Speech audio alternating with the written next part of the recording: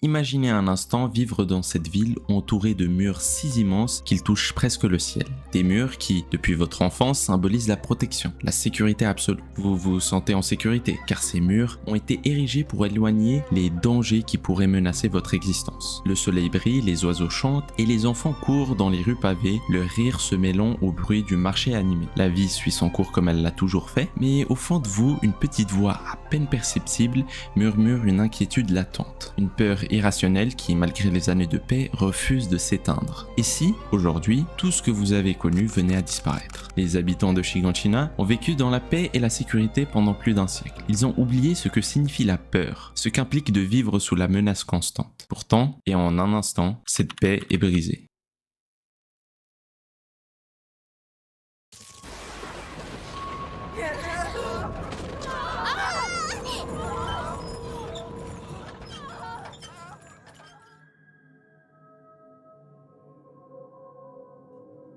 Au loin, un grondement sourd résonne, faisant vibrer le sol sous vos pieds. Un frisson glacial parcourt votre corps alors que vous levez les yeux vers le ciel. Et là, dépassant les murs imposants qui vous entourent, vous apercevez une silhouette gigantesque, presque irréelle. Ce géant d'une taille et d'une puissance incommensurables ne devrait pas exister. Comment un titan pourrait faire plus de 50 mètres de haut? Et pourtant, il est là, dominant tout, incarnant une menace que vous pensiez reléguer aux légendes. En un clin d'œil, tout bascule. Le mur, ce symbole de protection et de sécurité, s'effondre partiellement, laissant entrer des créatures monstrueuses qui ne vivent que pour dévorer.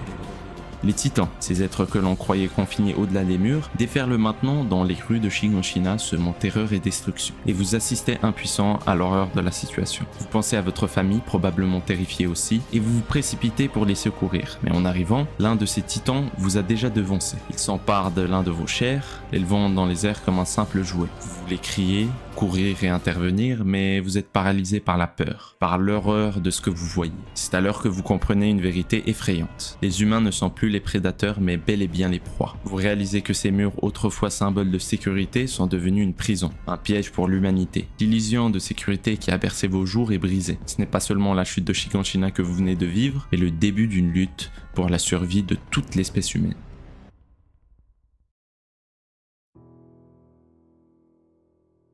C'est comme ça que l'on va découvrir Eren Yeager, dont la vie bascule à jamais lorsqu'il assiste impuissant à la mort de sa mère dévorée par un titan. Ce moment tragique révèle comment la cruauté de ce monde est omniprésente et impitoyable, montrant à quel point les humains sont vulnérables. Et c'est aussi la manière la plus spectaculaire de nous introduire à Shiganshina, qui était autrefois une ville prospère et animée, réduite maintenant à un champ de ruines. Les flammes léchant les bâtiments détruits, les colonnes de fumée montant vers le ciel tandis que les survivants désespérés fuient vers les murs intérieurs, espérant trouver refuge derrière cette barrière. En fait, ces murs que l'on voit tout au long de l'œuvre évoquent à la fois le mur de la peur propre à la culture japonaise et les mythes nordiques et grecs. Ils sont un symbole de protection mais aussi d'emprisonnement. Pour le personnage principal Eren, Isayama, l'auteur de SNK, puise dans ses souvenirs d'enfance. Lui qui a grandi dans un village entouré de montagnes, nourrissant un désir intense de découvrir ce qui se cache au-delà. Son parcours est aussi fascinant que son œuvre. Après des débuts modestes et plusieurs échecs, il a réussi à transformer ses inquiétudes personnelles en une histoire universelle qui résonne avec des millions de personnes à travers le monde. Isayama utilise ses œuvres pour explorer des thèmes complexes comme la peur de l'inconnu, la nature humaine et la quête de liberté. Son style unique mêlant horreur, tragédie et réflexion philosophique en fait l'un des mangaka les plus influents de sa génération. Bref, ce choc traumatique marque un tournant décisif dans l'existence d'Eren. Se voir dépossédé de tout ce qu'il avait enflammera en lui un désir ardent de vengeance. Eren, autrefois un simple enfant, se jure alors de détruire chaque titan qu'il croisera, et ce vœu le pousse à s'engager dans le 104e corps des cadets, où il s'entraînera durement pour réaliser son rêve, rejoindre le bataillon d'exploration. C'est durant sa formation intense que l'on va apprendre à connaître ses camarades, qui deviennent par ailleurs ses amis proches. Mikasa, froide et distante mais fidèle à Eren au péril de sa vie, Armin, un garçon introverti mais très intelligent, Reiner, Berthold, Annie, Sacha, Jean et plein d'autres.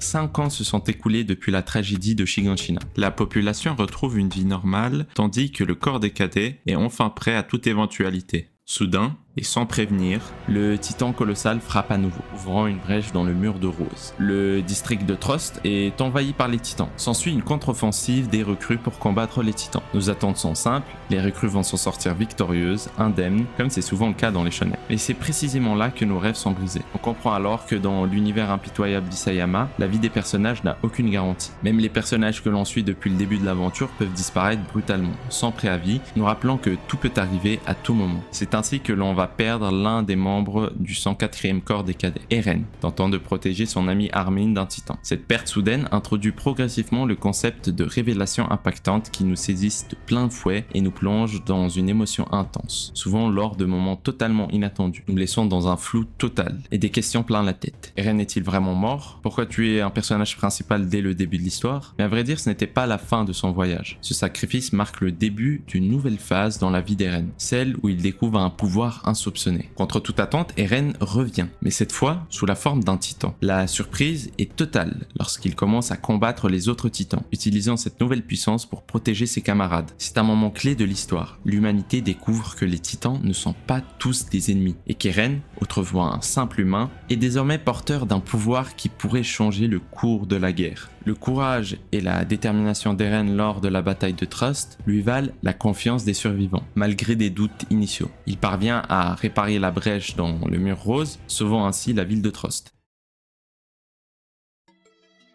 Le bataillon d'exploration décide alors de prendre Eren sous son aile. C'est ici que nous allons rencontrer des personnages cruciaux comme Levi, un soldat redouté pour ses compétences inégalées, et Erwin, un stratège visionnaire prêt à tout pour percer le mystère de ces titans. En fait, le bataillon d'exploration est une section spécialisée dans les enquêtes, patrouilles et expéditions à l'extérieur des murs à propos des titans, de leur origine à l'étude des possibilités de leur extermination. Ils sont, comme qui dirait, les libérateurs. Oui, effectivement, les murs imposants de Paradis sont loin de n'être que des remparts contre les titans. Ils symbolisent aussi ces barrières invisibles qui cloisonnent la société, dressées pour protéger, mais qui, paradoxalement, enferment aussi. Ils incarnent les limites psychologiques, sociales et politiques que nous nous imposons, semblables aux frontières nationales, aux inégalités et aux préjugés qui fragmentent notre monde. C'est grâce aussi à ce bataillon que l'on a trouvé comment se défendre contre les titans. Après de longues années, ils ont découvert le seul point faible des titans, leur nuque. Trancher cette zone et le titan s'effondre immédiatement. Le problème est que les titans sont plutôt grands et atteindre leur nuque n'est pas une partie de plaisir. À cette époque, Angel Altonen, un artisan d'armes de première classe, va alors créer, en collaboration étroite avec le bataillon d'exploration, un dispositif ingénieux, l'équipement tridimensionnel. Un système qui permet aux soldats, grâce à un grappin accroché à des câbles en acier, d'être propulsés par un gaz et de l'éviter rapidement pour atteindre la nuque des titans. Au fil des années, le gouvernement des murs a équipé toute son armée de cette technologie, formant une ligne de défense contre ces géants. Un autre point qu'a découvert le bataillon d'exploration est que les titans ne sont pas actifs en permanence. Une particularité étrange de ces créatures est qu'elles dorment la nuit et se réveillent avec le soleil. Contrairement aux êtres vivants, les titans tirent leur énergie directement du soleil, un peu comme les plantes. La nuit, ils deviennent alors inactifs. Cela pourrait sembler une opportunité parfaite pour les attaquer. Oui, pourquoi ne pas sortir la nuit et leur trancher la nuque? À première vue, cette idée est très ingénieuse, mais en réalité, c'est la plus catastrophique possible. Je m'explique. Parmi les titans, il existe deux catégories. Les normaux, qui sont lents, prévisibles et attirés uniquement par les humains, et les déviants, qui eux, en revanche, sont imprévisibles. Ils peuvent courir, bondir rapidement et pire encore, rester actifs la nuit. Ces déviants constitueront alors une menace mortelle pour les soldats, car dans l'obscurité, il est impossible de manœuvrer avec l'équipement tridimensionnel. La visibilité réduite rend toute intervention extrêmement dangereuse, voire fatale, du fait de ne pouvoir ni voltiger ni voir la menace à plus de 5 mètres. Quand il est déjà trop tard. Et toutes ces informations sont distillées progressivement au fil de l'histoire. Au début, nous pensions que les titans n'étaient que des créatures monstrueuses, comparables à des animaux sauvages. Mais petit à petit, on découvre qu'ils ne sont pas aussi naturels qu'ils en ont l'air. Isayama, encore une fois, nous prépare subtilement à une révélation majeure. Après avoir reconquis Trost, il est maintenant le moment de s'attaquer à la reconquête du district de Shiganshina. La mission pour reprendre Shiganshina est cruciale, non seulement pour récupérer le district, mais aussi pour percer chercher le secret des titans qui se cache dans la fameuse cave du père d'Eren dont il a bizarrement la clé. Cependant, le bataillon est confronté à un ennemi redoutable, le titan féminin. Contrairement aux autres titans, celui-ci montre des signes d'intelligence et des compétences de combat exceptionnelles. Eren, une fois de plus, devient la cible principale. Mais grâce au courage de Levi et de Mikasa, il échappe de justesse à la capture. Cette rencontre marque le début d'une série de révélations choquantes. En fait, Armin, toujours perspicace, découvre que le titan féminin est en fait un humain. Qui plus est, fait partie du 104e corps des cadets. Et ce n'est autre que Annie, l'une de leurs camarades. Nous, spectateurs qui avons suivi les événements par focalisation externe, nous retrouvons tout autant choqués que les personnages eux-mêmes. Ce type de révélation, que l'on va nommer révélation construite, est le fruit d'un assemblage minutieux de détails tout au long de l'histoire, jusqu'au moment où la vérité éclate. C'est alors que notre cerveau connecte toutes les pièces du puzzle, nous permettant de comprendre l'ampleur de ce qui se déroule sous nos yeux. Annie qui disparaît pendant plusieurs jours, les techniques du titan féminin qui ressemblent étrangement à son style de combat. Isayama sème de petits indices tout au fil du récit, des détails qu'on remarque mais qui nous échappent faute de la pièce manquante. Lorsque la révélation arrive enfin, nous sommes plongés dans un tourbillon de compréhension soudaine et d'émotions intenses. Mais pas le temps de réfléchir, car s'ensuit un duel épique entre Eren et Annie, chacun utilisant ses capacités de titan pour tenter de vaincre l'autre. Alors qu'Eren semble enfin prendre l'avantage, Annie utilise un pouvoir de cristallisation, se protégeant ainsi de toute attaque et rendant impossible son interrogation. Cette révélation bouleversante laisse les survivants sous le choc et soulève encore plus de questions sur l'origine des titans. Si nos alliés les plus proches sont des traîtres, à qui pouvons-nous faire confiance ?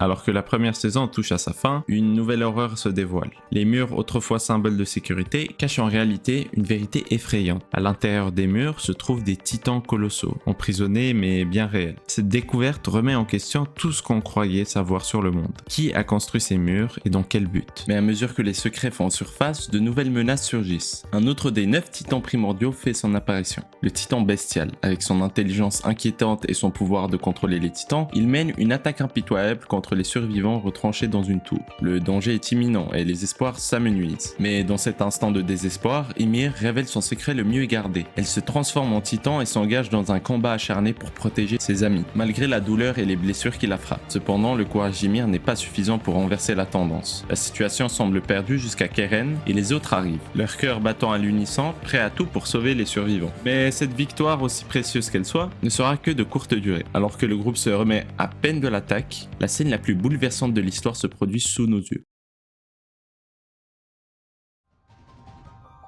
Reiner et Bertholdt révèlent être le titan cuirassé et colossal, responsable de la destruction de Shiganshina. Cette séquence montre comment Isayama est parvenu à combiner les deux types de révélations en une seule, créant un impact inoubliable.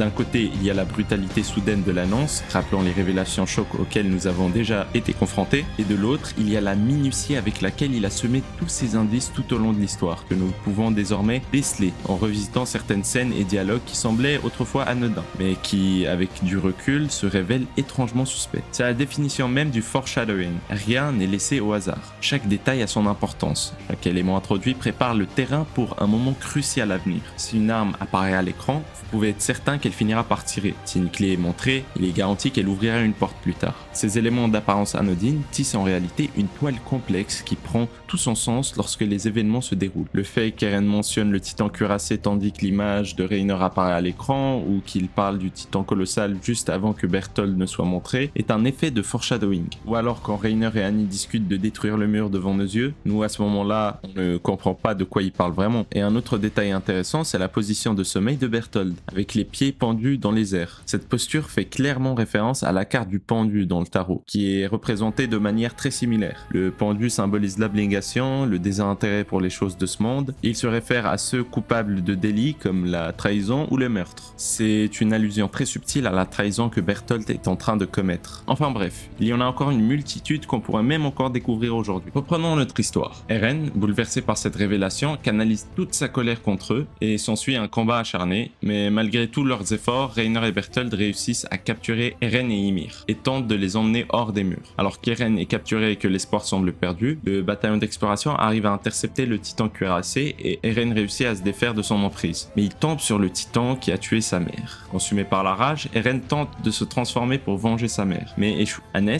le même garde qui a sauvé Eren et Mikasa aux premiers épisodes, se sacrifie pour les protéger une nouvelle fois, mais cette fois il est dévoré sous leurs yeux. C'est dans ce moment de désespoir qu'Eren découvre en lui une nouvelle capacité, l'Axe. Ce pouvoir qui lui permet de contrôler les titans normaux renverse le cours de la bataille. Grâce à ce don, Eren et ses amis réussissent à échapper à Reiner et Berthold. Mais cette victoire amère est marquée par la douleur et par la perte. C'est aussi là que l'on comprend partiellement le but de Reiner et Berthold, récupérer le pouvoir de l'Axe quoi qu'il en coûte. La fuite réussie, Eren et ses amis sont confrontés à une vérité encore plus horrible. Les titans qu'ils ont combattus avec tant de haine, ces monstres sans conscience, étaient autrefois des humains transformés contre leur gré. Et alors que cette réalité s'impose à eux, une question déchirante émerge. Chaque titan abattu était-il en réalité un être humain? Une vie arrachée à son humanité par une force cruelle. Sont-ils devenus eux aussi des tueurs d'hommes, sans même le savoir? La culpabilité s'insinue dans leur cœur, pendant chaque victoire horrible. Se pose alors une question. Ont-ils vraiment le choix? Leurs ennemis, bien que jadis humains, sont devenus des monstres assoiffés de sang. Et pourtant, la simple idée de continuer à les battre pèse lourdement sur leur conscience. Un dilemme moral émerge alors. Peuvent-ils encore se battre avec la même ferveur, sachant que leur lame tranche la chair d'innocents transformés malgré eux? Ou doivent-ils chercher une autre voie, un autre moyen de briser le cycle de la haine et de la destruction? Pourtant, le bataillon d'exploration continue sa mission de reprendre le district de Shiganshina, un objectif vital qui a coûté la vie de nombreux soldats. Le titan bestial, Reiner et Berthold unissent leurs forces pour empêcher l'armée de prendre Shiganshina et pour capturer Eren. La bataille de Shiganshina atteint son paroxysme avec le sacrifice ultime du commandant Erwin qui, après un discours déchirant, mène ses hommes dans une charge suicidaire contre le titan bestial. Levi, déterminé à venger ses camarades, parvient à dominer Sig,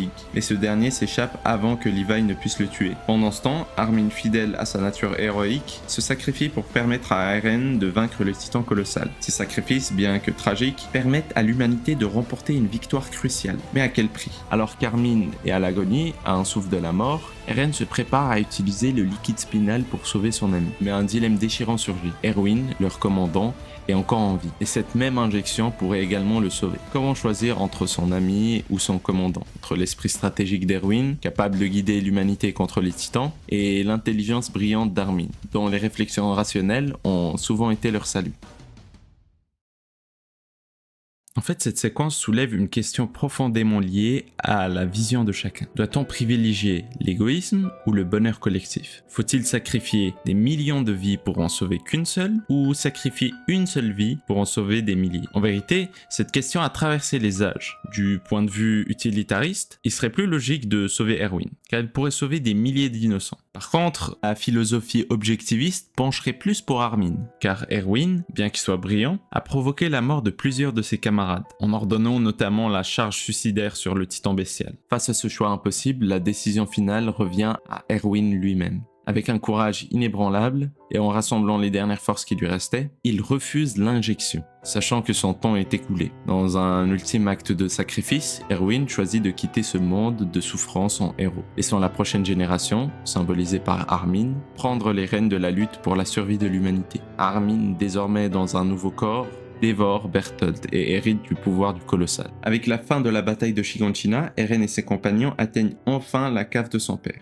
le lieu où résident les réponses à des questions qui les hantent depuis des années. La lumière tremblotante éclaire un bureau chargé de papiers. Mais c'est un livre en particulier qui attire leur attention. Ce livre, symbole des vérités cachées, recèle des révélations qui changeront à jamais leur compréhension du monde. Lorsqu'Eren tourne les pages, une photo glissée entre deux chapitres attire son regard. À ce moment précis, en découvrant cette photo, une vérité inconcevable commence à émerger. Grisha Jäger, le père d'Eren, paraît sur cette photo, mais il n'est pas seul. À ses côtés, une femme inconnue et un garçon. Mais ce n'est pas tout. Le style des vêtements, l'arrière-plan et la photo elle-même indiquent une époque différente, un temps et un lieu qui n'ont rien à voir avec le monde confiné à l'intérieur des murs. À travers cette simple photo, Eren et ses amis comprennent que quelque chose cloche. Ce qu'ils ont toujours cru savoir sur le monde est remis en question. Chaque élément découvert dans cette cave semble bouleverser leur perception de la réalité, révélant des couches de mensonges et de secrets qui s'étendent bien au-delà des murs. la vérité révélée dans ce livre.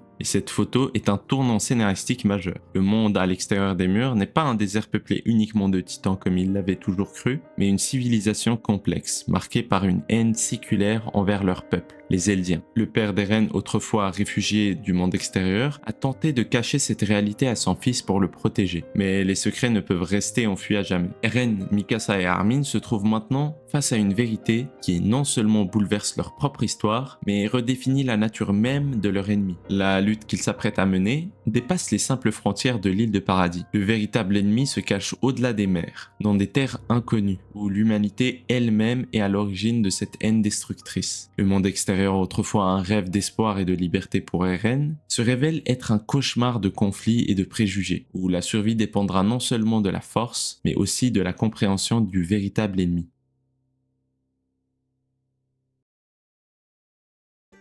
Le temps passe et l'histoire nous emmène loin de l'île de Paradis pour explorer le monde de Mar. Reiner, maintenant plus mature et accablé par la culpabilité de ses actions passées, est présenté sous un nouveau jour, celui d'un homme brisé par ses propres choix. Pensez-y un moment. En fait, il a vécu à la fois en tant qu'ennemi et allié. Il a dû jouer la comédie pendant plusieurs années, jusqu'à même s'en persuader. À ce moment-là, et dans les moments les plus importants de son objectif de guerrier, il vacillait, car la comédie, après tout, l'a mené à créer des vrais liens et des vraies amitiés. Il illustre cette ambiguïté de choix humain, nous rappelant que la moralité est souvent façonnée par le contexte individuel. Tout cela nous incite à reconsidérer nos notions de justice et de survie, dans un monde où rien n'est jamais totalement blanc ou noir. Nous expliquons qu'il n'y a pas forcément de bien ou de mal, mais seulement des points de vue différents. Dans cet nouvel univers, nous rencontrons Gabi et Falco, deux jeunes guerriers qui rappellent Eren et Armin dans leur jeunesse, symbolisant l'innocence perdue et les rêves brisés. Mais nous apprenons qu'Eren est caché parmi les soldats Mar, et il orchestre sa vengeance. Dans une scène poignante, il confronte Reiner, qui, accablé par la culpabilité, présente ses excuses sincères pour les horreurs qu'il a commises sur Paradis. Mais Eren, désormais froid et implacable, rejette tout sentiment de pitié. Il se transforme alors en titan et lance une attaque dévastatrice sur Mar, tuant sans distinction femmes, hommes, enfants, et s'emparant du pouvoir du titan marteau, l'un des autres titans primordiaux. Cette transformation d'Eren en un vengeur impitoyable marque une nouvelle phase dans son voyage, et de notre perception de ce personnage. Nous qui supportions son idéologie encourageante, nous nous retrouvons mitigés par ses choix peu moraux, en se posant la question: qui tue vraiment sans distinction? La frontière entre le mal et le bien devient de plus en plus floue. Passer de l'innocence à la radicalité relève la complexité de la nature humaine. Animé par la vengeance, il devient une figure ambiguë, illustrant la fine ligne qui sépare héros et destructeurs. Nous sommes alors plongés dans une réflexion sur le cycle de la haine et les conséquences de la vengeance, soulignant que les intentions initiales, même nobles, peuvent mener à des actes destructeurs. Le bataillon d'exploration arrive juste à temps pour secourir Eren, qui était en très mauvaise position. Mais la bataille est loin d'être terminée. Une alliance inattendue se forme entre Eren et Sig. Leur plan, l'euthanasie des Eldiens, afin d'empêcher leur reproduction et, à terme, éteindre la lignée capable de se transformer en titan. Cette alliance, motivée par un désir de mettre fin à la souffrance des Eldiens, soulève une question morale profonde. Faut-il sacrifier toute une génération pour sauver les suivantes? Oui, on parle là d'un génocide semblable à celui de la Seconde Guerre mondiale. Mais la véritable intention d'Eren est enfin révélée. En utilisant le sang royal de Sig, Eren accède pleinement au pouvoir du titan originel et déclenche le grand terrassement. Les titans colossaux longtemps enfermés dans les murs sont libérés pour marcher sur le monde extérieur, menaçant d'anéantir tout sur leur passage. Eren, autrefois héros de l'humanité, devient désormais son plus grand ennemi, prêt à détruire le monde pour assurer la vie à son peuple.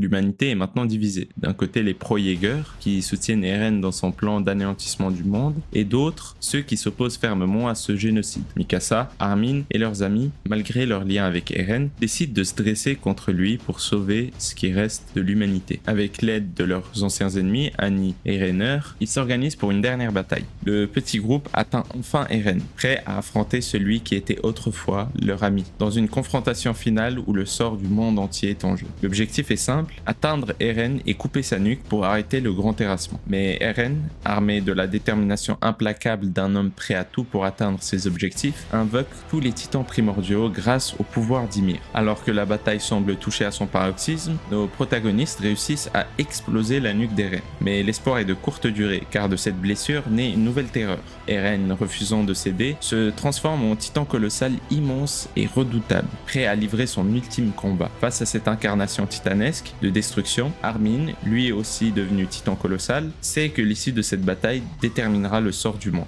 Malgré la dévastation qui l'entoure, Armin parvient à immobiliser Eren et contenir sa force destructrice le temps d'une dernière action. C'est alors que Mikasa, poussée par une résolution déchirante, profite de l'ouverture offerte par Armin. Elle traverse les débris et la destruction, le regard fixé sur un seul objectif, mettre fin à cette folie. Atteignant le véritable corps d'Eren, celui qu'elle a autrefois juré de protéger, elle fait ce qu'elle n'aurait jamais cru possible. Dans un acte de sacrifice ultime, elle met fin à la vie d'Eren, mettant ainsi terme à la terreur qu'il avait déclenchée.